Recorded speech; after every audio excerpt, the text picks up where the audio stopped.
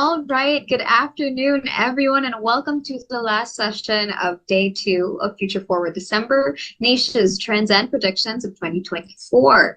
Now, I'm Francesca Cordero, or Jessica, from Insightful Accountant, and your host for today's session. Now, actually, while everybody's just filing in, kind of settling down in front of their computer screens, I would actually like to do a little icebreaker, a little question of the day for Nancy. So, Nancy, my question, actually, this has been my question towards everybody for all of the sessions, and you get the last one. So my question of the day is actually, since I know the holidays are inching closer and closer, what is your favorite holiday movie? What's my favorite holiday? Holiday movie. Oh, my favorite holiday movie. Oh, that's easy. Yeah. That's such an easy question. Elf. Hands down, Elf. Oh my God. That you scene are with like Will Ferrell. The third person. Trying to get on the escalator. I just replay that over and over and over, and I laugh so hard I cannot breathe. Elf is such a classic, honestly. It's just, like you cannot, can't go like wrong. You can't think of Christmas without actually imagining Will Ferrell in that little chair. Yeah, I can't with that. Anyway, it may not be the most creative answer, but it's honest. Yeah, no, it's really a classic at this point. You can't really go wrong with Elf if you want a good laugh around the holidays. And which we all need. Yeah, of course. We all need a good laugh. Well, I mean, the holidays are fun, but like to put on a movie, it brings out like this different kind of Christmas spirit when you have that movie up. Yeah. All right. Well, since we have already a few people hanging out with us, we'll go ahead and get the ball rolling. Again, good afternoon, everyone, and welcome to the last session of day two of Future Forward December Niche's Trends and Predictions of 2024. I'm Jessica Cordero from Insightful Accountant and your host for this session. Now, this session's topic is the confluence of bookkeeping, tax, and advisory, how to thrive in the new accounting landscape. We've all heard about accounting trends in artificial intelligence, client accounting services, and advisory and consulting. But what does that mean? Why does it matter? And how is it reshaping roles and capabilities in the context of how we actually do business? Spoiler alert, it matters because it means that tax firms and bookkeeping practices are approaching a confluence where our deliverables begin to merge and to truly become something new. Technology doesn't just change how we work, it changes what we do, and it's blurring the lines between traditional functions. So what if, instead of competing, we join forces and learn how to effectively communicate and partner with each other, leveraging personal relationships and technology to find our sweet spot, with, of course, the lovely Nancy McClelland. I'll have her introduce herself in just a bit after I cover a few of Insightful Accountant's housekeeping items. Now, CPE is being offered for this session. You have to be in the session for at least 50 minutes, and you have to answer 3 of the poll questions. Now, if you have any questions, you guys have to remember to put them in the Q&A panel, and you have to be specific. You can't just ask, what was your favorite movie? You have to ask Nancy, like, what was your favorite part of Elf? Just because, like, I need you guys to answer that specifically, mainly because Nancy might not get to your question immediately right when you guys put them in there. So it's really just giving her context on what the question's really all about.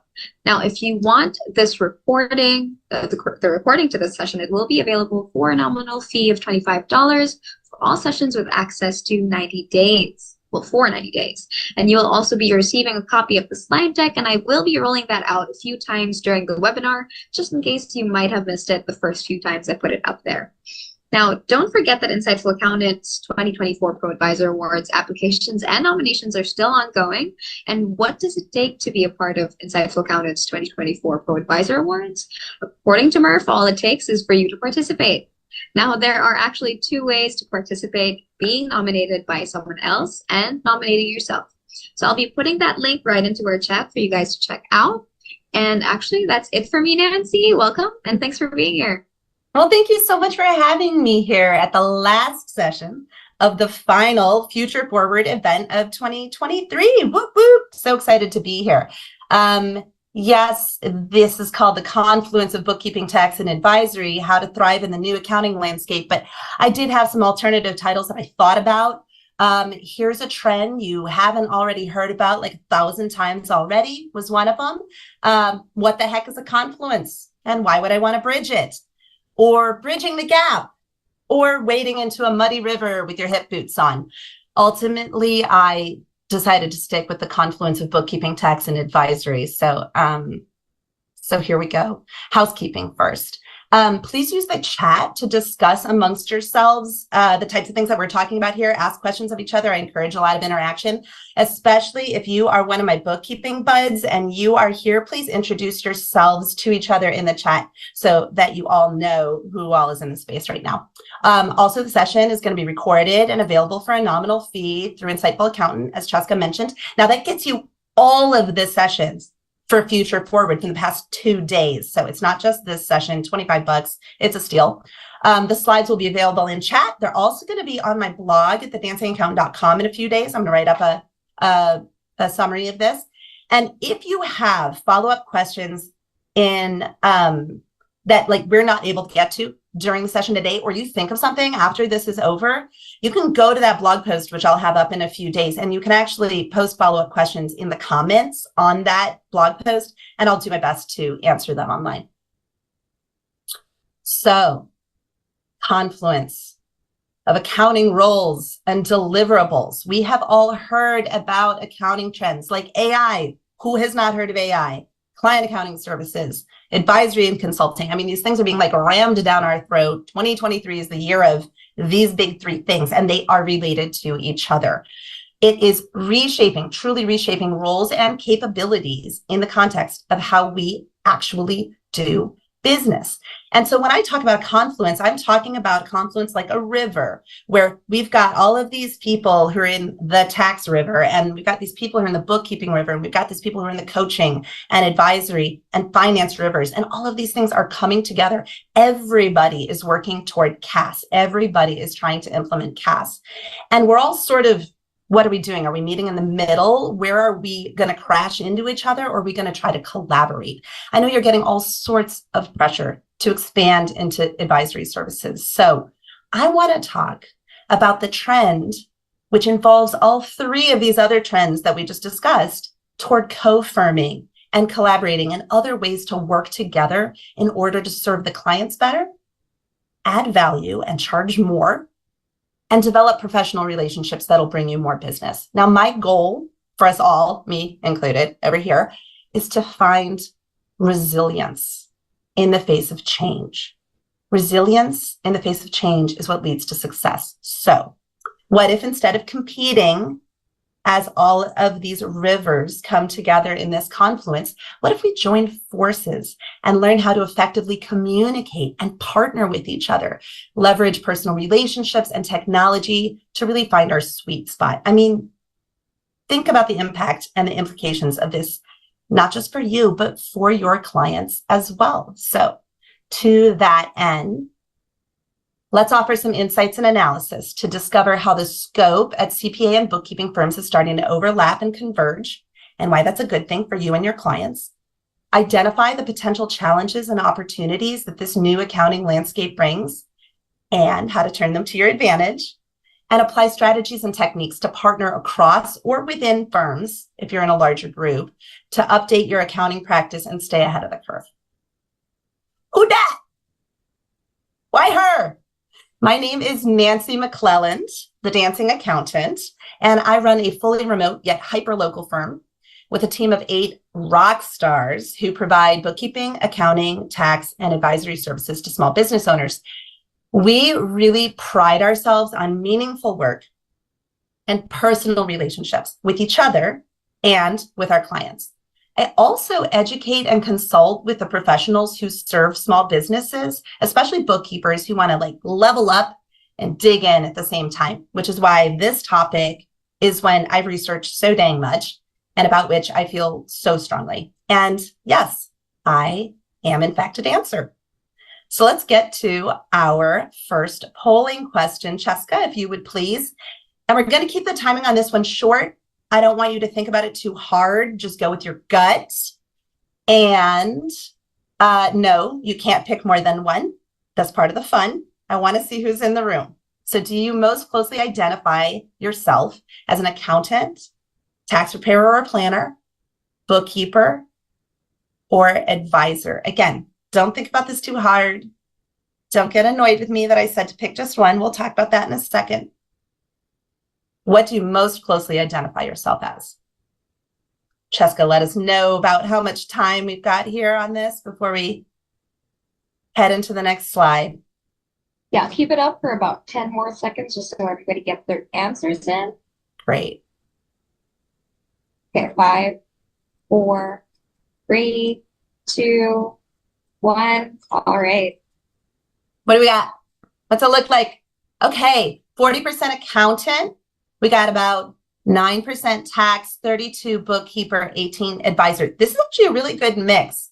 And I'm kind of loving that so many people picked accountant, because accountant can mean like, what, a billion different things, right? So like it's kind of the more catch-all. Okay, in my opinion, this should be a trick question. Nobody should ask this question. It is super annoying that it is generally not a trick question. I honestly get this kind of poll or survey all the time. So if you were frustrated by having to choose one of them, like, congrats, you are already doing great. You should probably still stay for the rest of the webinar, but you are like on track, because what I'm trying to illustrate here is that these 4 things combined are something very different than just the sum of these 4 things. They're not independent of each other. Rather, they inform each other. You can be some of these. You might be all of these. Chances are that you already are at least some of them, but you may not recognize it. And if you're not feeling torn between these, then it's time to think about expanding your own scope or partnering with someone who will allow you both to widen your horizon. So let's talk about compliance. What is compliance? That's one of those words that you hear all the time, kind of like advisory, that you're like, I don't even know. What does that mean? Compliance. Well, it basically means following the rules. Accounting compliance is following laws and regulations and standards for financial reporting. And tax compliance is the same thing, but it's for local, state, and federal tax laws, regulations, and rulings. So bookkeeping and tax prep, those are essentially both compliance activities. They're super important. You can't get to advisory without compliance. It's impossible. You can't get there. But if you're only doing compliance, then you're missing out on a lot, and so are your clients.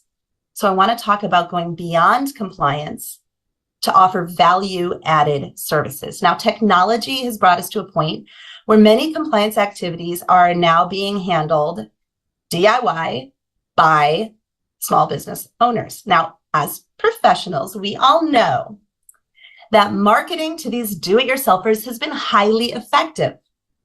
Not at making them good at it, but at making them believe they can handle all their own accounting and tax work. Not true. Doesn't matter. We know it's not right half the time when they DIY, but that just doesn't seem to stop them until they get in trouble. And at that point, it's no longer just a compliance function, like you got a representation case on your hands. Now, some accounting professionals are afraid they're going to have their jobs taken away from them because of this shift toward DIY for the compliance stuff. But I'm going to argue exactly the opposite. It gives you an opportunity to stand out from the crowd by offering something beyond compliance, the added value that comes with consulting, educating, and offering advice with a personal touch. And the beauty here is that you don't necessarily have to do this alone. So why go beyond compliance? It's better for the client. We all know that they don't look at their books. Say they do, they don't. But the point of having solid financials is that they allow business owners to access real-time insights, or pretty close to real-time, on how their business is doing so that they can make essential business decisions. You can help them along this path by summarizing and offering recommendations. It's also higher value, which allows you to charge more. And because you're increasing scope, you can afford to have fewer clients, which pulls a lot of excess admin work off your plate and helps build a more sustainable practice, which is one of the things that we're actually in the process of doing internally at our own firm. Value-added services also differentiate your firm from others, and increased communication in this process and a more involved role actually deepens client relationships and increases loyalty. So let's talk about CAS. What the heck is it? I mean, honestly, does anybody know what CAS is? No, you don't, because I've run across so many folks who are embarrassed to ask what it is. And I got to start right off by saying, don't be embarrassed. It is amazing the number of different definitions I have heard, sometimes in the same exact presentation. I am at the Digital CPA conference in Las Vegas right now. I actually had to leave it half an hour early to come to be with you today. And even in a single presentation, it will be defined in two different ways. So we've got CAS, meaning client accounting services. We've got CAS that means client advisory services. And sometimes you see it with two A's, client and accounting and advisory service. I don't know. It's like CAS. I don't know how that gets pronounced. And then even once we agree on what the letters stand for, some folks say, oh, it's just bookkeeping on steroids. And other people are like, it's not just bookkeeping on steroids, right? Totally opposite there. There's also financial CAS as differentiated from business insights CAS. So if everybody defines it differently, you know what? Don't get caught up in the details because they don't really matter. Don't worry too much about the specifics of the definition, because for you and your tax or bookkeeping firm, what matters is that CAS is a way to combine financial and transactional accounting, write-up services, or tax prep compliance work, like we were talking about before, combining that with value-added services that take the data beyond compliance and use it to help owners better manage their businesses in real time. Now, the actual offerings can and do cover a wide spectrum. You do not and probably cannot offer all of them. And they often include financial and non-financial data. They generally deepen the relationship between the client and the provider, as these are recurring services that are best delivered as a weekly or a monthly conversation, summary video, or other interactive tool, some sort of conversation. Some folks are calling this the great join, where finance and accounting start to merge. So let's go through some CAS examples. As I mentioned, I'm at Digital CPA, and I was just at a session like 2 hours ago where they had us yell out the types of financial planning and analysis services we were offering. Like everybody in the room was like, ah! And they yelled out what we were offering, and like every single one was different. It was a big room of people, like hundreds of people. Everything was different. Nobody like said the same thing, just to illustrate the breadth and the width of this insane spectrum of possibilities. So one recent example in my own practice, a client wanted to know how much he'd have to raise his prices and how many more clients he'd have to take on to be able to afford to hire one more full-time employee. That's CAS right there, right? We did his books, so we knew they were right. And then we used that information along with his pricing to figure out the answer to that question. Another example, how many weddings does a photographer have to shoot at a certain price point before she can reach her target profit? Another one, should the business pay cash for a piece of equipment or get a loan? And if they get a loan, could I help them find the best kind to suit their particular situation?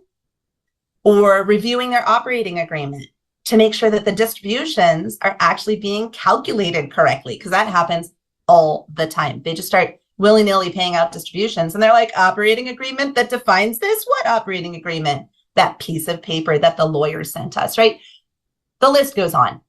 You can see in front of you, this is like this tiny little set of examples of the things that CAS could include. So check out this cool CPA.com graphic. I know it's hard to see on the screen. I didn't make this graphic. This is CPA.com, and they encourage us to leverage their assets when we're doing education. But it's in the slide. So it's called the Client Advisory Services Maturity Model. And here's what they say about it. While transactional accounting is at the foundation of CAS, transactional accounting, that's like the bookkeeping that we're doing, making sure the books are right. Or in the case of tax, making sure that the tax returns are accurate so that you can use them for tax planning. The graphic shows the evolution of CAS from starting with compliance work and wrapping that information with advice on an expected recurring basis. This is not project work. This is a recurring basis. You're building a relationship. So this is about taking a traditionally delivered compliance service and adding several levels of information. I also want to highlight, there was a recent Woodard report Woodard Report podcast with Heather Satterley that was called The Future of CAS. And in that, they discuss the fusion of accounting and advisory. It's another great resource similar to this one. So who should be considering CAS? As I've mentioned a few times, I have been at AICPA's digital CPA conference all week, and more than half, I am not kidding you, more than half of the sessions and almost all of the roundtables were on the topic of CAS. Side note, not everyone defined it the same, agreed on how to get there, or recommended the same tools. So this is still an evolving landscape and you have choices. Now, the CPAs that are attending a conference like this, they've self-selected. They already get that there's value in taking on accounting and advisory work outside of tax and audit. And many have already expanded their practices to include bookkeeping and accounting. And a few have taken that next step to leverage the information they already have on their clients' financials and tax situations, and they're using it to generate forecasts and recommendations to help their clients grow and succeed. But these folks are different than your average tax preparer. Most tax preparers, and I'm talking about solo practitioners, small to mid-size, and even some large firms, are just now starting to see the writing on the wall that competition on compliance only work with both the DIY market, like we talked about earlier, but also big churn and burn companies that are leveraging automation. There are a bunch of them out there. I won't name names, so we all know who's in the room. That it's going to cut into their customer base, right? And here's the key. Lots of bookkeepers are starting to see the same thing. So let's talk about bridging the gap. Not just the name of one of my favorite accounting conferences in the world, but also something I've thought about a lot in my own firm. It is natural that both of these sectors of our industry, bookkeepers and tax preparers, are niching their client bases, developing nuanced and specialized knowledge and services, and also turning to more comprehensive accounting work. So they're adding consulting, advisory, forecasting, other value-added personal touches that the DIY and mass markets are missing. So this is a niche in and of itself, and it can really set you apart from the crowd. I can't emphasize that enough, especially if you can effectively combine technology and personal relationships to distinguish yourself. And unlike big firms where transformational change takes like forever to implement, smaller firms are more nimble with the ability to pivot and adapt much more quickly. I feel like our firm has always bridged the gap to some extent. I've described it as offering a full arc of services and at other times as straddling scope. And I'm really thrilled that this approach is becoming a way of being for many in our profession. So how do we get there? Right? Okay, this all sounds well and good. Let's do it. Woo! But like we got to figure out how to get there. So we need three things in particular. We need education, technology, and we need to build and leverage personal relationships. I heard a great quote at QB Connect a few weeks ago. I swear I've just been living at the Aria in Las Vegas this past month. Luke Templin was answering a question for an accountant who was frustrated that they can't get their clients to look at the financial statements. Anybody? Right. And he responded that he has given up on that. He's given up at trying to get his clients to look at the financial statements. This is from somebody who does this for a living. And he said, this really resonated with me personally as well, you guys. Clients don't want to be shown the mistakes they've made in the past, that they have no power to fix. They want to see what the future could look like if they make changes now, where they still have the ability to make a difference. Right? I know. All right. So let's talk about education. All right. Education is how you get to confidence. Education is how you get to confidence. I often provide consulting services to bookkeepers who run their own firms. And I know you're all on this call. I am amazed at how few of them realize that they are in the ideal situation to provide advisory and consulting services, cash flow analysis, spend management, and internal controls, HR benefits and payroll advisory support, reasonable compensation calculations, even tax-savvy projections and planning services. And once they do realize that they're in that position, they will literally do anything they can to get out of it. I ran a highly scientific poll recently, which means I asked a bunch of friends on social media to share what has prevented them so far from leaning into advisory work. And the overwhelming response I got was imposter syndrome, because they don't have an accounting degree. Now, while I have a master's in accounting and finance, and I'm a CPA, most of what I've learned to be able to add value to my clients has not come from my formal education, but rather from experience in my clients' industries, conferences and webinars that I attend, and networking with colleagues who specialize in different areas than I do, and they know stuff that I don't know. Remember, you need to be in charge of the books to make sure you can get quality data out of them, because you need that to do all the rest of it. Don't ever say, I am just a bookkeeper. There's no just. Let's delete the word just. You are a bookkeeper, and that is amazing, because if you don't get these books right, the rest of the stuff can't happen. And if we do try to do it without it, this is just like a freaking disaster. So who knows best how to make sure the books are solid and the reporting is insightful? Bookkeepers. Beyond that, who understands the client's pain points best? Hearing their needs and solving their problems is not compliance. That's consulting. But few of us realize that that's what we're offering when we listen to our clients and we offer solutions to their problems. The more specific or nuanced a client's need, the more valuable your input will be to them. Okay, so it might surprise you that in another highly scientific study that I launched, my tax friends felt the same exact way about their lack of education preventing them from getting into advisory services. I'm serious, right? These folks do have accounting degrees.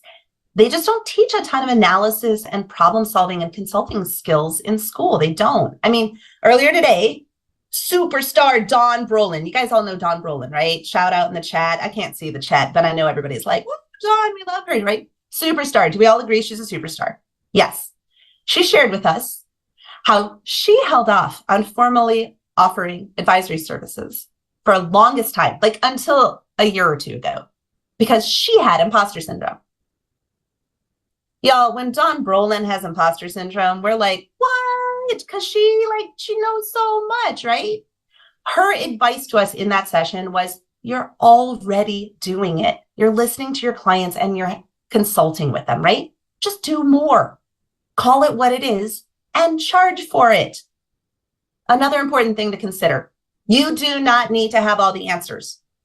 In fact, we sometimes make mistakes when we assume we do have to have all the answers. The first step we actually want to take when consulting with a client is to ask them, what are your goals? And then we listen. It's a discovery process. Once you understand their goals, this is what helps you understand what your role needs to be. Of course, there are loads of amazing webinars and conferences out there on the topic of expanding from bookkeeping or tax to advisory work.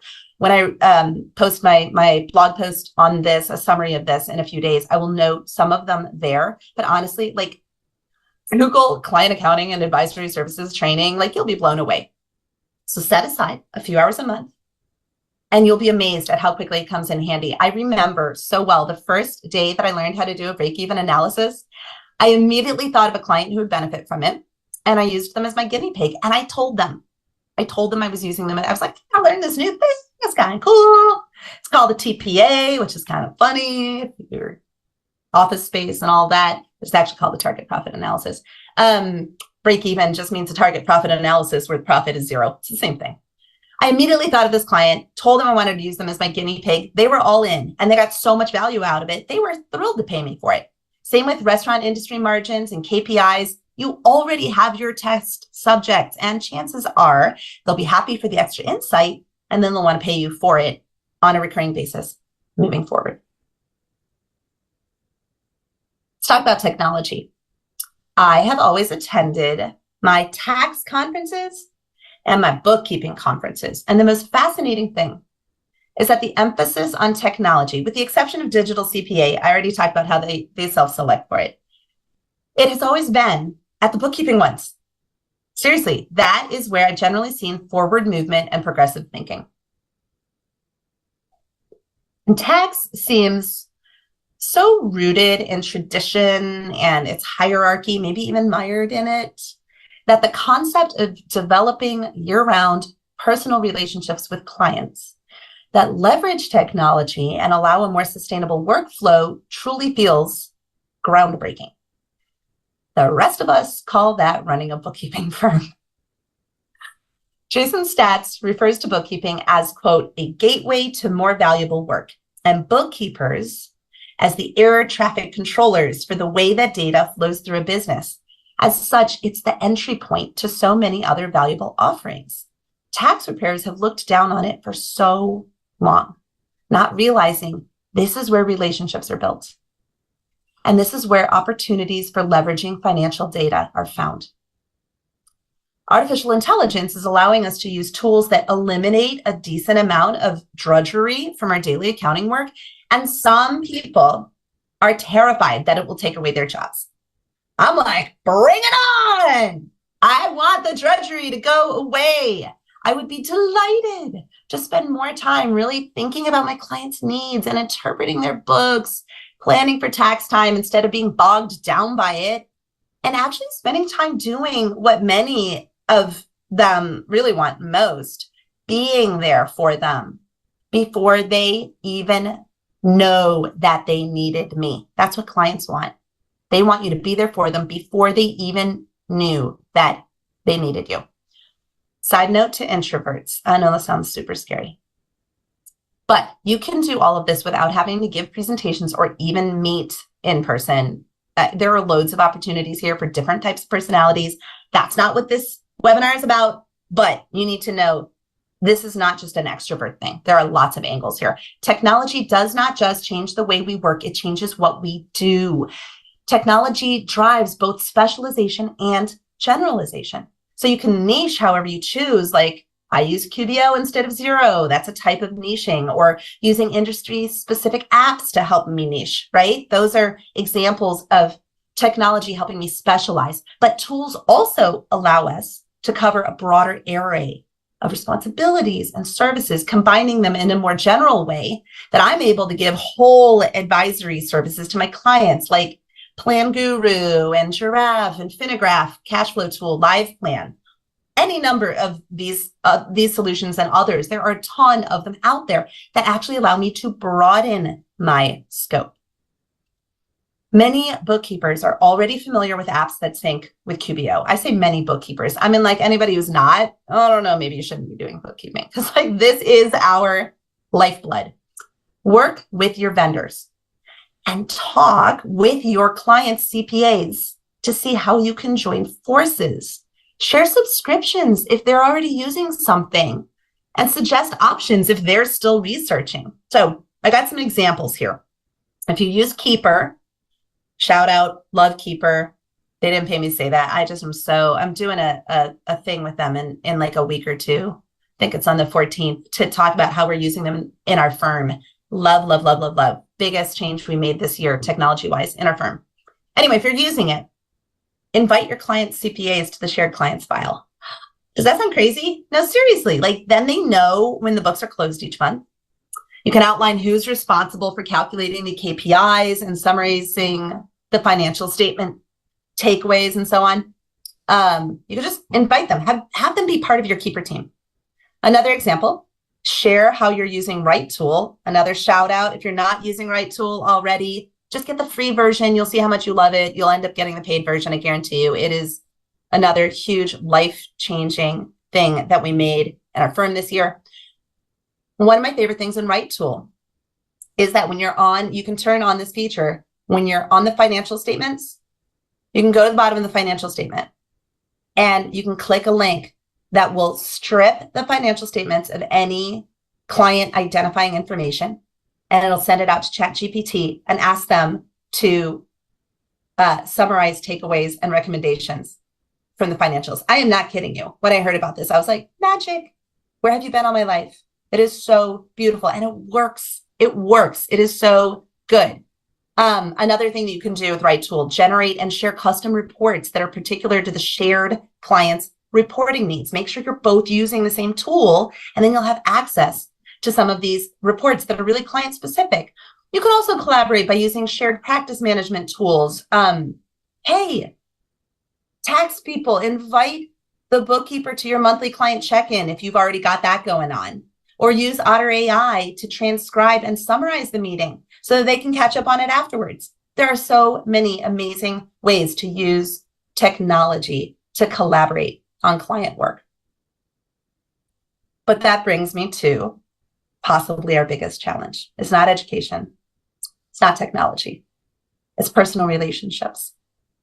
Now, I believe that my friend Gaynor Milkey, who's a genius marketer for accounting firms, and she's so passionate and dedicated, she says accountants are helpers and relationship builders. She emphasizes that accountants are not just number-focused individuals, but are inherently people-oriented and derive joy from helping others. Do you derive joy from helping others? Put in the chat. Who here derives joy from helping others? I got to look at this chat later on because I want to see like an explosion. I know you do. I know who's on here. She challenges the stereotype that accountants are disconnected from people, highlighting that accountants are problem solvers who find satisfaction in building relationships and providing solutions to complex business issues. You see, as automation and AI reshape the accounting landscape, tax and bookkeeping practices should be embracing a broader mindset beyond technical expertise. Tax and bookkeeping compliance professionals have a unique trust role, it's called, that lends itself and leads to the advice conversation with business owner clients. AICPA is always using the term trusted advisor because the accounting profession is one of the most trusted professions in the entire world. In addition to that, my friend Megan Tarnow recently shared a great webinar with Tom Hood, who actually was one of the speakers earlier today at DCPA, Rafael Casas, who's also here, and Jason Stacks, who actually, now that I think of it, is also here. All three of these people are here. And it was a topic on the topic of adaptability. And it highlighted 3 abilities accountants need to thrive: curiosity, storytelling, and collaboration. Which explains, Megan said, why her favorite accountants have so often had non-traditional liberal arts backgrounds. Hey, y'all, my undergraduate degree, music education. I have a master's in accounting and financial management, but my undergraduate degree was in music education. How about that? AI is amazing. I mean, no doubt. But at least right now, these are skills that are uniquely human. And if you're working directly with clients on a regular basis, you probably have these already. You don't need a master's to be curious, to effectively tell stories, and to collaborate. You need to understand the client's pain points and their needs. You need empathy, and you've got this already. So practice these inherent skills in your firm, with your clients, and with colleagues. Second polling question. This one's kind of loaded, okay? I'm really curious. Bookkeepers, do you feel like you have open lines of trustworthy and constructive communication with the tax preparers with whom you work? Tax preparers, do you feel like you have open lines of trustworthy and constructive communication with bookkeepers with whom you work? I just want to hear yes or no. Whichever one you are, yes or no. Cheska, do we have any questions? Yes, actually, someone asked, who was the she who said accountants are relationship builders? That is Gaynor Milkey. She's fantastic. So she runs a company called Charisma Inc., and Inc. is spelled I-N-K. And she does marketing for accounting firms, bookkeeping firms. She is just incredible. She wrote a book called, I think it's called Bank Your Brain. She's amazing. Actually, look her up on LinkedIn, ask to be friends with her, get her. She's got on her website, I think it's charismainc.com. I think she has a free, if you join her newsletter or something, you get a free PDF download of the book or something like that. Don't quote me. I didn't. It's something like that. And tell her Nancy, the dancing accountant, sent you, and that the reason you're getting in touch with her is that she thinks that the work that we do is like the most important work in the world. because she does. She really believes it. She's so passionate, you guys. I love her. Any other questions? No, that's it. It's more directed towards insightful accountant. So I'll be closing this out in like 10 seconds. All right, 5, 4, 3, 2, 1. All right. All right, what do we got?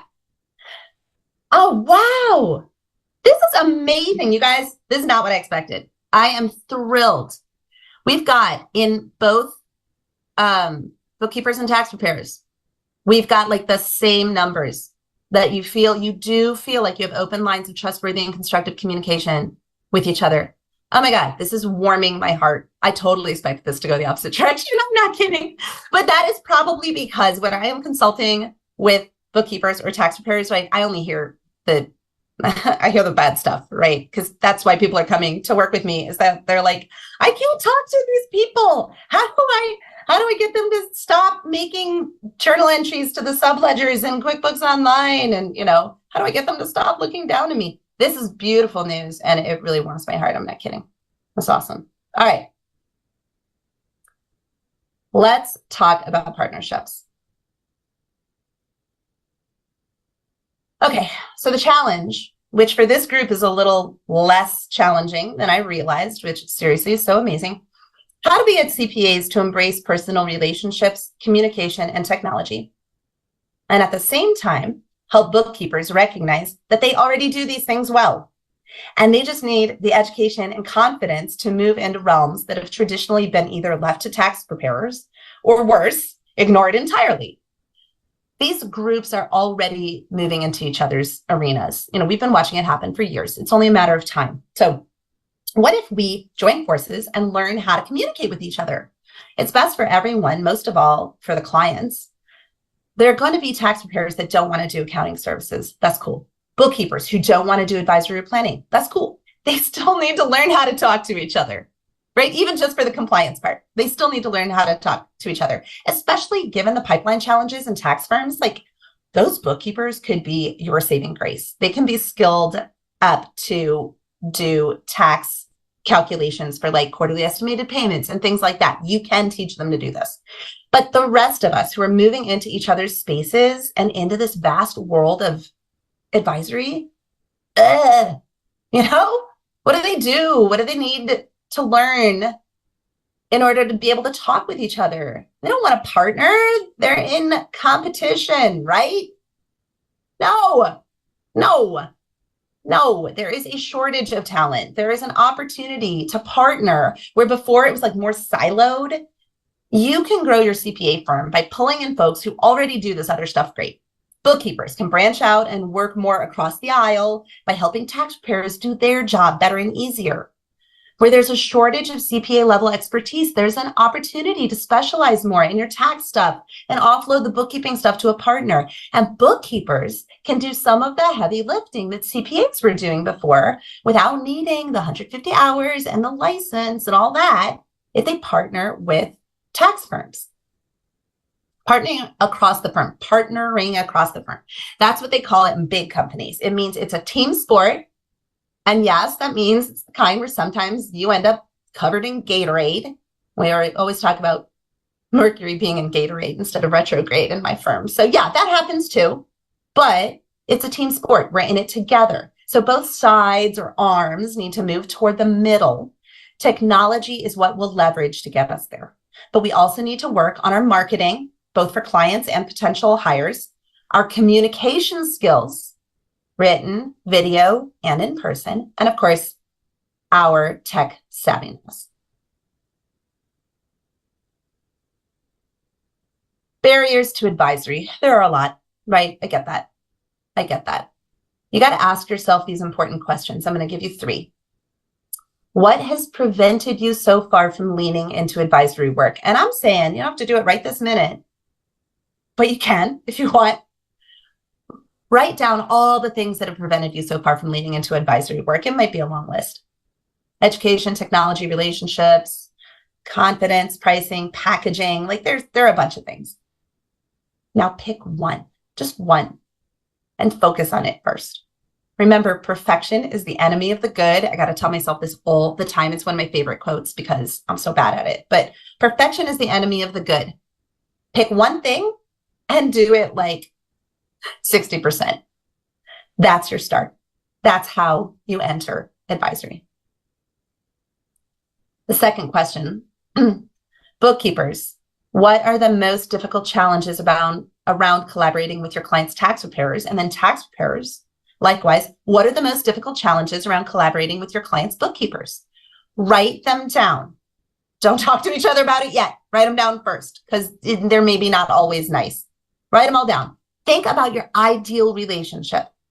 Would you be referring business out that you don't want to do? Would you be subcontracting? Would you be co-firming, where the people who bring the work in are actually working together and maybe earning a commission on what they bring in to the company?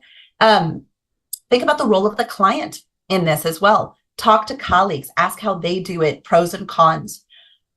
Then reach out to your existing partner. Ask them for ideas on how to make it better for you both and for the client.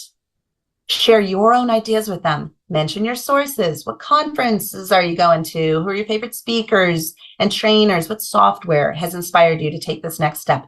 Involve them in your journey. Share your strengths with them. They may not know what you're good at because maybe you've never gotten an opportunity to show it. Talk tech stacks, collaborate, and if you find a favorite, establish a referral program with them where you send them the kind of work that they want to do most and they send you the kind of work you want to do most. All right. Number 3, you got to ask yourself, have you ever considered co-firming or sharing client work with another practitioner, tax, advisory, or otherwise? Now, depending on your success with number 2, not so great. Maybe you had that conversation and it went, right?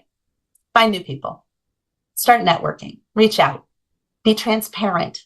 Interview. Collaborate. And then, same last step as before, find your favorites and establish a referral program. Now, remember, this isn't just 2 people here. This isn't just tax and bookkeepers. This can be a 3, 4, or even like 5-way street. You may have a bookkeeper, tax preparer, business coach, investment advisor, tax planner, or tax representation expert in the mix. Highlight your favorites on your website. Ask them to do the same for you. Ask clients to write reviews for both or all firms. This takes the rising tide lifts all boats theme and like notches it up a level. Speaking of confluences, this is where you ride the tide instead of drowning. We got some ideas for collaborating here. It's a long list. I know it's a lot of text, but I wanted to make sure that downloading the slides was going to be valuable to you, so you have something to refer to afterward. CPAs, please stop looking down at bookkeepers. Stop it.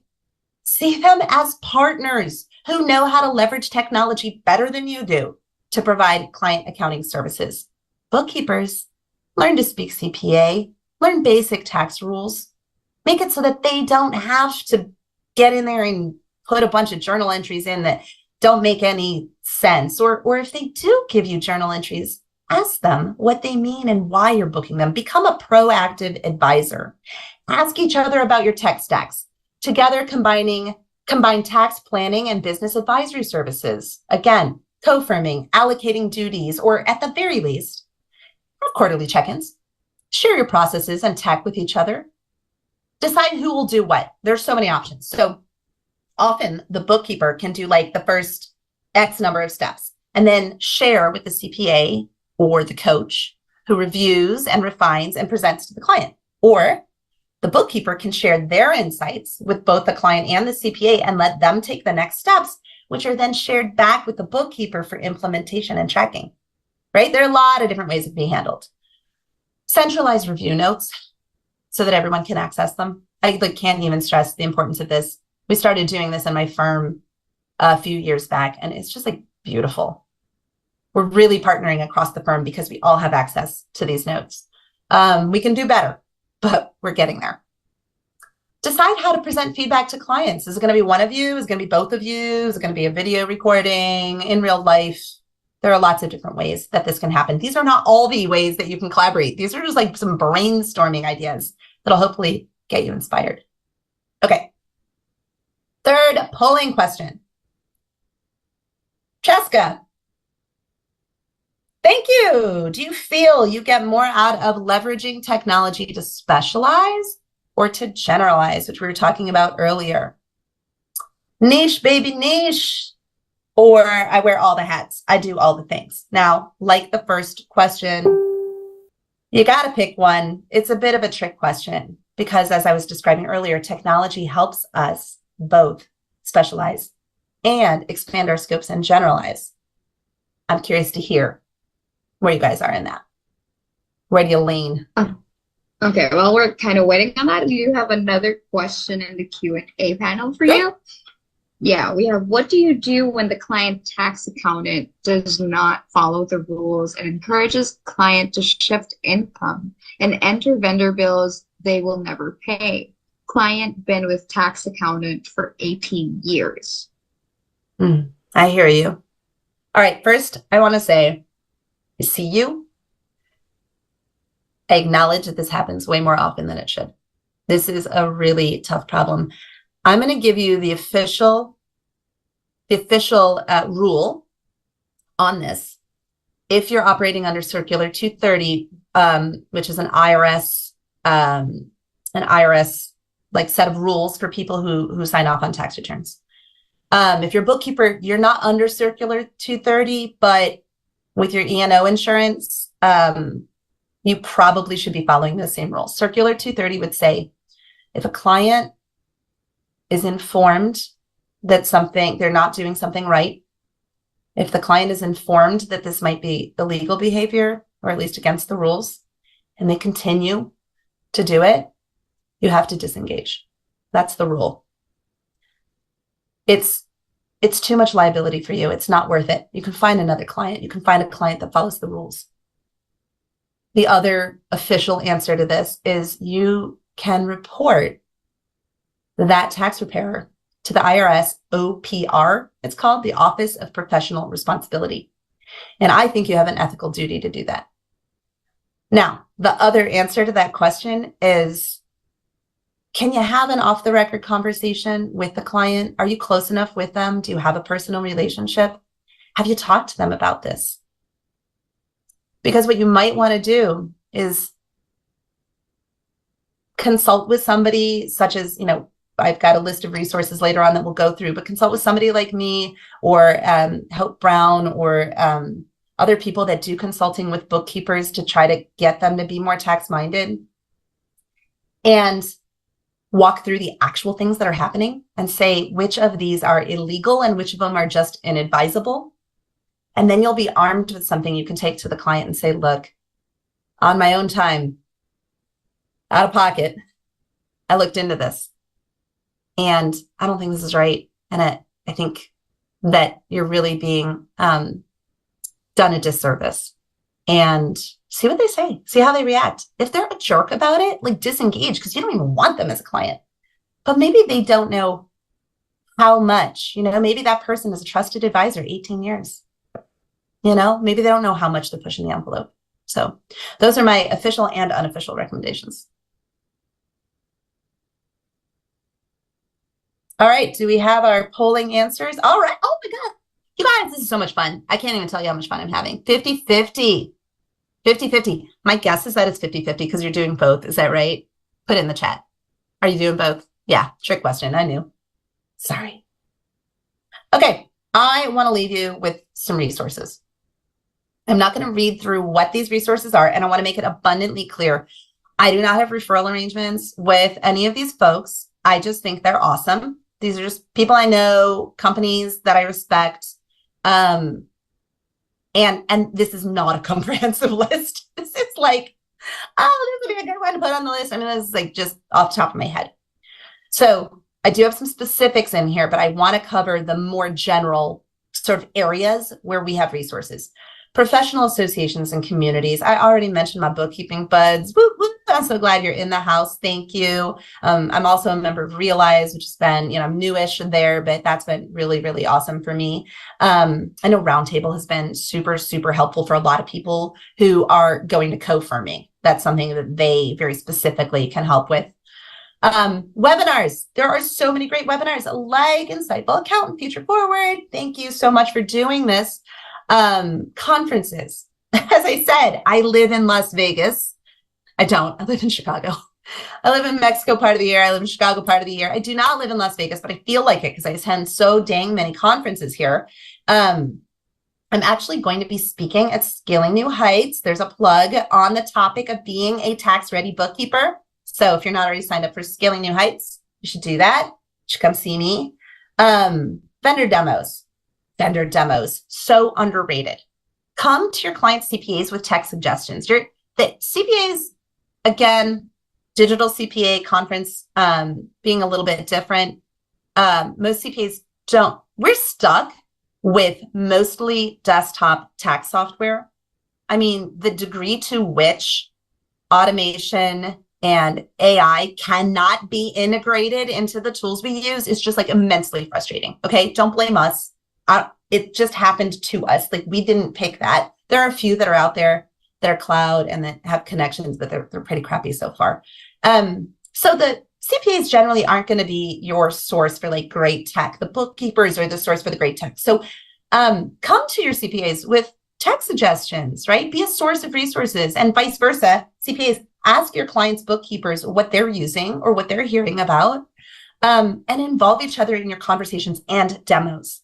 If you guys are thinking about going into advisory together to serve the client better, maybe if you both share a subscription to advisory software or like reasonable compensation. Oh my God, that's a huge area that bookkeepers can do and CPAs can do, but nobody teaches us about this in school. Nobody teaches about this is not, everybody thinks CPAs know how to do this. No, CPAs don't know how to do this because it's not something that they teach us about in school or on the exams.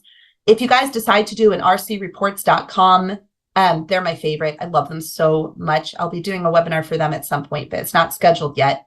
Share the subscription, right? Like, put your clients in there together. That's something that's totally reasonable, because if you're co-firming, it makes sense to share that subscription if you're working on the same clients together in there. QuickBooks training for your team and your clients. You know, we got to make sure the books are right before we can do any of this stuff. I keep saying that. Compliance is not to be underrated. It is so important. Fractional CFO services. There are organizations out there, lots of consultants who are already doing this. They already do advisory. They don't do the compliance and they don't do the tax. So like Hannah Smolinski, who I finally got to meet in person at QuickBooks Connect after like meeting each other virtually during the pandemic. She's really tall. She's amazing at this. There are a bunch of great people out there that do this. I'm really short, so we were like Mutt and Jeff together.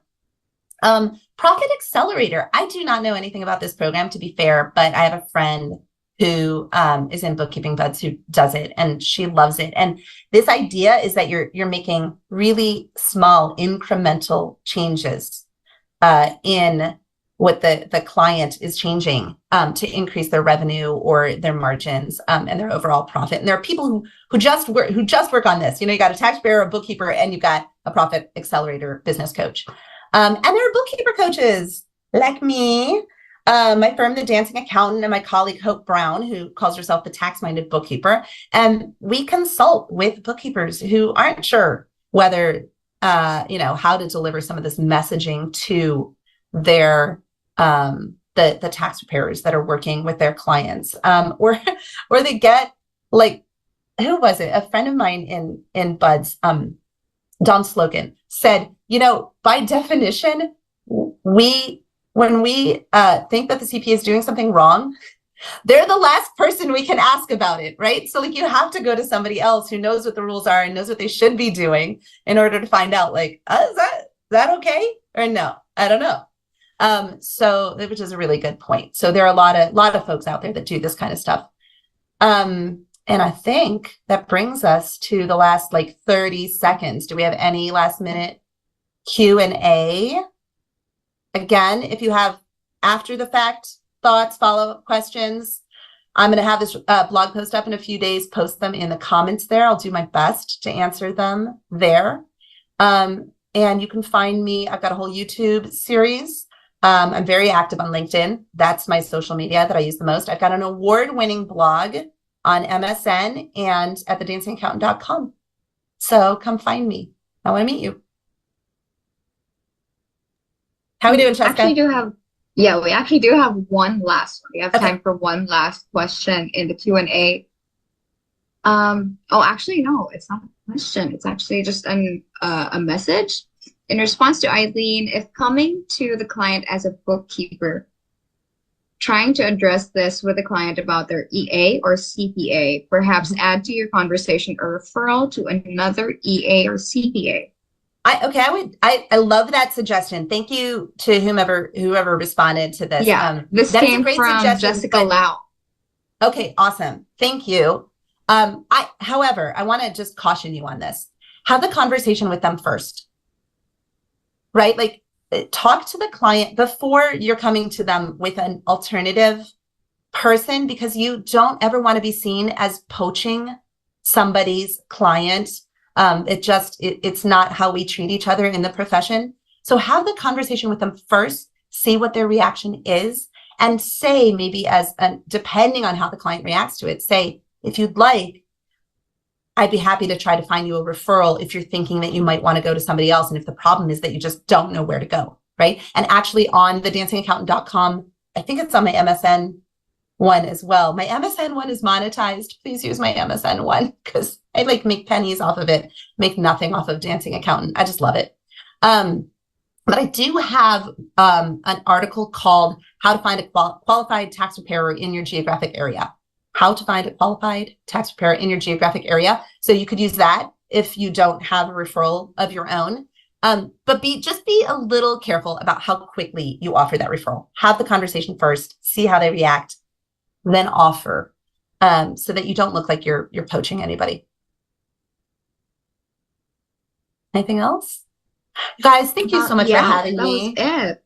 This was awesome. I love you all so much. Mwah, mwah, mwah, mwah.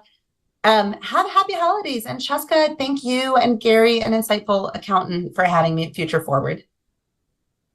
All right. Well, thank you so much, everybody. Thank you so much, Nancy. I'm so sad that this is the last session. I had so much fun these past few days. Well, thank you, everybody. And thank you to all of our sponsors, of course, for this Future Forward December niches, trends, and predictions of 2024. Thank you, everybody. All right. Have a good day. Have a good holiday. Bye.